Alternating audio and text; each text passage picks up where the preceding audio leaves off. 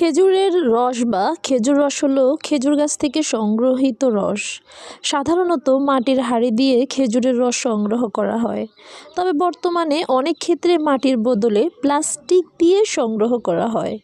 খেজুরের রস দিয়ে পিরনি, পায়েস এবং খেজুরের রস থেকে উৎপন্ন গুড় দিয়ে ভাপা পিঠা এবং গাঢ় রস দিয়ে তৈরি করা হয় মুড়ি, চিড়া, খই ও চিতই পিঠা সহ আরও হরেক রকম পিঠাপুলি।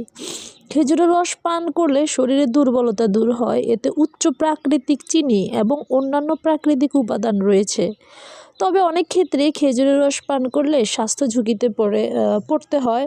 বর্তমানে এই যে আমরা যে খেজুর গাছ থেকে রস সংগ্রহ করে সরাসরি এটা খাই, কিন্তু এটাতে নিপা ভাইরাস পাওয়া যায়। তাই আপনারা একটু সতর্ক থাকবেন, যখন খেজুরের রস খাবেন তখন এটা একটু সিদ্ধ করে যাতে খাওয়া হয়, কাঁচা না খেয়ে।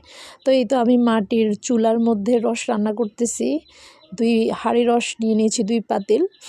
তো এখানে আমি চিনি গুঁড়া চালটা ইউজ করছিলাম, পোলাওর চাল রস রান্নার জন্য।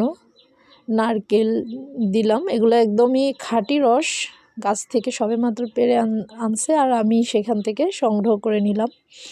এই তো রান্না হয়ে গেল আমার রসের সিন্নি যেটাকে বলা হয় আর কি। শীতের রসের নাস্তা, শীতের আমেজ উপভোগ করতে রসটা খুবই জরুরি। ধন্যবাদ।